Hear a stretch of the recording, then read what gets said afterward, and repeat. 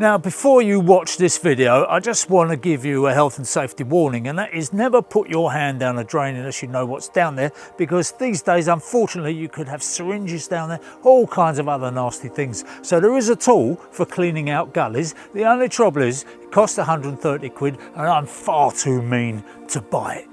Okay, before you start doing any kind of drain work, if you're going to get yourself some rods, get yourself some locking ones like these, because the other ones that just unscrew do have a habit of coming unscrewed when they're in the drain. I've found loads and loads of them in the past where people have just lost them and abandoned them basically, and that's sometimes why you get subsequent blockages, because the rods are in there.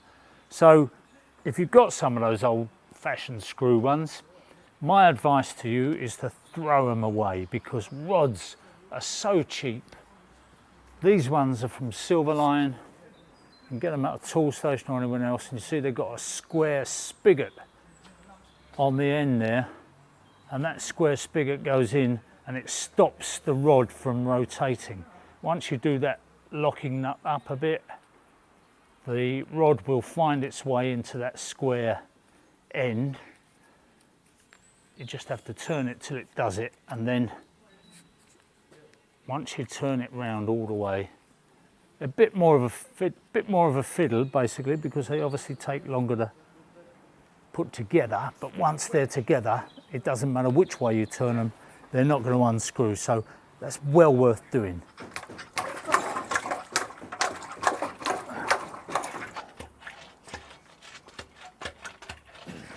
I think what's happened is that the building, sand and cement and everything else has been washed down the drain and is sitting there in that bit of U-bend there. Once we get the water out, we get something passing through, we'll be able to put some brick acid down there and dissolve the cement that's in there. I can't bash it too much because it's clay, so we can't go putting a big iron bar down there. The plunger normally clears everything straight away.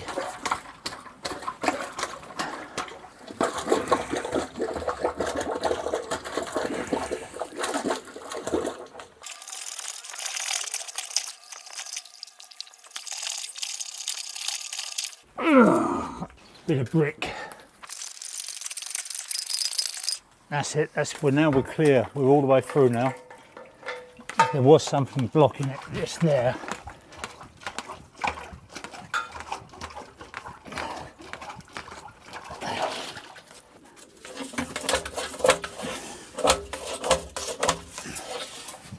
So now I've eventually got the blockage out the way. There's still a lot of sediment sitting in the bottom of that interceptor trap around the U-bend, if you like. A lot of old sand, cement, all sorts of things. None of it is solid anymore, but it just keeps going back in there. So what I'm going to do, I don't get these out very often, but I'm going in down the Swanee River. See, that's what we've got down there. I'm going to need some kind of bucket. So there you go, look at that. That's what I got out. What the hell is that? Big old chunk. Don't do this job alone, because if you did get stuck in there, blood went to your head. There's only a certain amount of time you're going to survive upside down. You're not a bat. Look at that. Oh. All of that was in the bottom of that gully.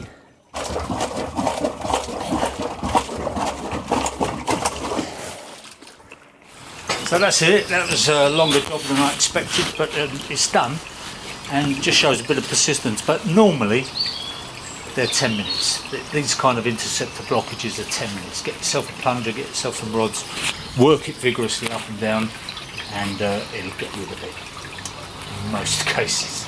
If it doesn't, don't call me.